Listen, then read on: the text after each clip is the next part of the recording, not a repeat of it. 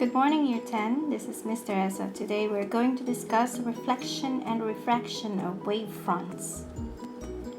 Our lesson objective is to explain how wavefronts reflect and refract, success criteria to illustrate how water waves behave as they go from deep to shallow waters and vice versa after hitting a barrier. What is a wavefront? A wavefront is an imaginary line that connects all the points on the crest of a wave. Wavefronts are always perpendicular to the direction of propagation. Let's say we have a water wave. But water waves are a series of waves happening at the same time.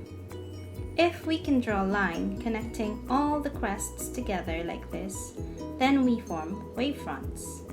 Here is how it looks like from the top. As you can see, all the wavefronts are perpendicular to the direction of propagation. This is called a plane wavefront. We also have circular wavefronts which originate from a single disturbance. The propagation will be outwards from the point of disturbance. Let's review the physical quantities of a wave which changes when it undergoes reflection and refraction. So here they are. We have reflection and refraction. The wavelength in reflection does not change, speed does not change of the wave, frequency of the wave does not change, only amplitude changes. But for refraction, we have only frequency which does not change. All the other quantities change. The wavelength will change, speed will change, and amplitude will change. Only frequency does not change.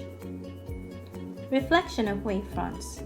All waves obey the law of reflection, which states that the angle of reflection is equal to the angle of incidence. Now, the physical quantities again of a wave which changes when it undergoes reflection is only the amplitude. It decreases due to loss of energy which was absorbed by the reflector. Now we're going to explore how plane wavefronts are reflected. This is your direction of propagation, your initial ray, incident ray, and then this is the direction of propagation after hitting the barrier. Now, if we're going to draw our normal over here, this is your angle of incidence and this is your angle of reflection. But we're not going to discuss about one single ray only in this case. We're going to discuss about wavefronts. So if we're going to draw our wavefronts, here are they. They should all be equidistant from each other, and of course they should also be longer, but for illustration let's just keep it short. Now the wavelength over here, lambda 1 should be equal to lambda 2. All the wavelengths should be equal. Now after hitting the barrier, it will be reflected this way. They'll still be perpendicular to the direction of propagation after hitting the barrier. The wavelengths over here, wavelength 3 and wavelength 4, should all be equal to lambda 1 and lambda 2 because wavelength does not change in reflection, as well as frequency and speed. Only the amplitude will change because of hitting the barrier. The energy is lost due to that. How about the reflection of circular waves? Let's say we have a disturbance over here and wavefronts will be going outwards from that point. After hitting the barrier, how do the wavefronts look like? The reflected wavefronts look like? So they will look like this. Now you have to remember that there is no change in speed, frequency, or wavelength. Now this wavefronts, reflected wavefronts, look like they are originating from a point which is at the other side of your barrier, like this. So they will look like they are originating from here. So as you can see, you have to obviously draw more precisely than I am drawing. They are like originating from this point, from the other side of your barrier. Okay, so if you're going to draw this in your notebook, you have to be more precise than I am doing. Now let's move on to refraction of wavefronts. Refraction of waves is the phenomenon of waves caused by the change in the speed of the waves. The physical quantities of a wave which changes when it undergoes refraction are the following. Again, we know that only the frequency does not change in refraction. So, refraction of water waves happen this way. water waves travel faster in deeper waters and slower in shallower waters. When traveling from deep to shallow, the water waves refract towards the normal. And when traveling from shallow to deep, the water waves refract away from normal. Now, bearing in mind the behavior of water waves from deep to shallow and shallow to deep waters, let's explore more about it using a ripple tank. This is a representation of a ripple tank over here. A ripple tank is simply a tank filled with water used to study water waves in a laboratory. Now, the shallow area of the ripple tank was created by placing a glass block or maybe a Perspex block. Then we also have to remember that a ray hitting a glass block at perpendicular to its interface will just go through unbent. We have to remember that in mind. Okay, now if we are going to use wavefronts instead of just one ray of light approaching the shallow area of the ripple tank, this will happen. This is your wave propagation direction. Now here are your wavefronts, and then as it approaches the shallow area, this happens.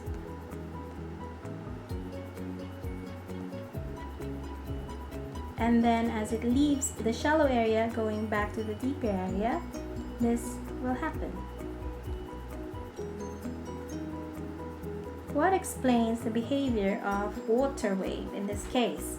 We know that number one in here, water waves travel faster in deeper waters and slower in shallower waters. Okay, the wavelengths of wavefronts in deep water are long. Therefore, the waves travel fast. As they go to the shallow area over here, the wavelengths decrease. The wavelength here is, let's say, obviously shorter than the wavelengths in the deeper area. Therefore, they are slower in the shallow area. As the waves again leave the shallow area, going back to the deeper area on the other side, they resume to have their original wavelengths. Okay, and here wavelength 1, let's say here, is equal to wavelength 2, and this is wavelength 3. Now they resume to have their original wavelengths, therefore they are going to travel fast again. Now this is the refraction of water waves in a ripple tank from deep to shallow and then shallow to deep waters. How about if one side of the glass block is angled and the water waves travel from deep to shallow area? Let's explore that. This is our interface from deep to shallow area. This is our deep area and shallow area. This is still a Perspex block. Okay, so I'm going to draw our wavefronts this way. They have to have equal wavelengths. As they approach the barrier or our interface, they appear to have broken off like this. Okay, so there, they appear to have broken like this. This is our interface over here.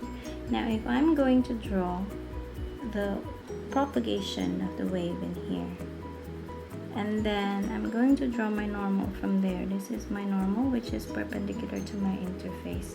Now according to number 2 over here, when traveling from deep to shallow, the water waves refract towards the normal. So my propagation, my wave propagation will bend towards the normal. Now using that propagation, direction of propagation, I'm going to draw my new water waves in the wavefronts in the shallow area. Now how am I going to draw that? I have to start from these points where the original waves broke off.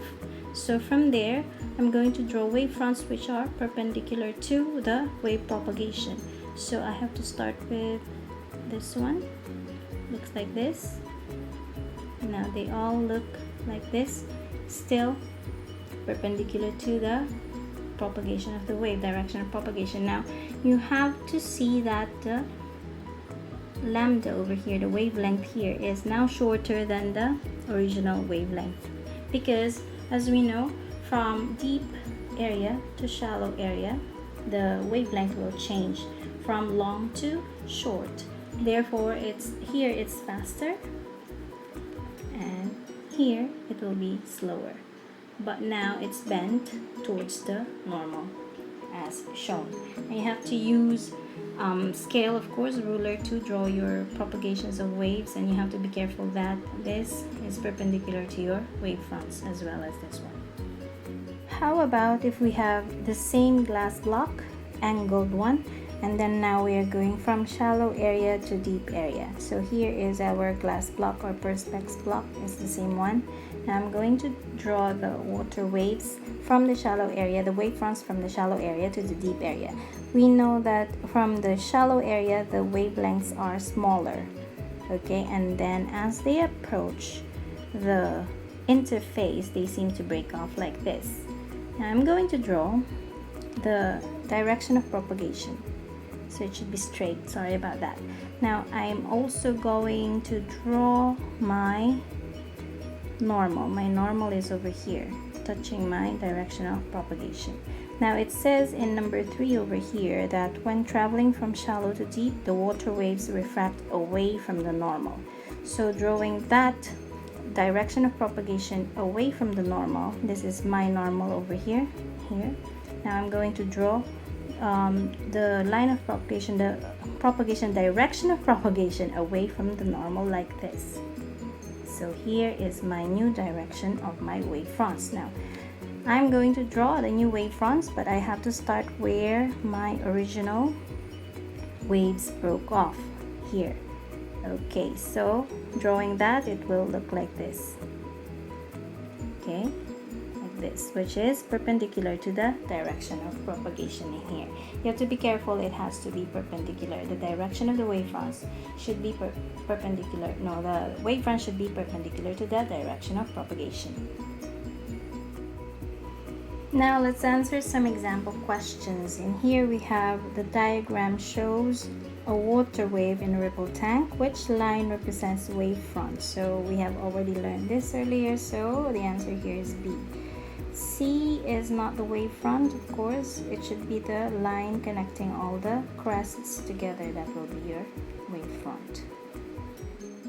Example number 2. Figure shows identical waves moving towards the boundary at an angle. This is the deep region, and this is your interface or boundary, and this is your shallow region. Now the direction of the wave is given over here, so this must be easy. The question is, on the figure, carefully draw the wavefronts and direction of the waves after they go into the shallow region. So in here we are going to start drawing our normal first. So I'm going to use blue. Our normal will be here, okay, perpendicular to our barrier. So from there we have the direction of propagation, and then since it goes from deep region to shallow region, it has to bend towards the normal this way. So here is our new direction of propagation. Now I'm going to draw the new waves over here. I'm going to start from the points where the waves broke off. So the wave should be perpendicular to my new direction of propagation, so it should look like this one. Now obviously the wavefronts have smaller wavelengths, shorter wavelengths, so use your scale or rulers to draw this, and you have to be careful. The direction of propagation should be perpendicular to the wavefronts. Example number 3 is similar to the previous question. Figure shows a top view of wavefronts of water waves in a huge ripple tank moving from a shallow water region. Let's highlight that. Moving from a shallow water region to a deep water region, so they move faster. So we know that from shallow to deep, the wavelength will change from short to long. Now complete the diagram to show possible positions of the 5 wavefronts in the deep water. So we're going to draw 5 wavefronts according to the question. Now if I'm going to have my direction of propagation over here, let's say here, and then I'm going to draw my normal. The normal is always perpendicular to the barrier or the boundary or interface.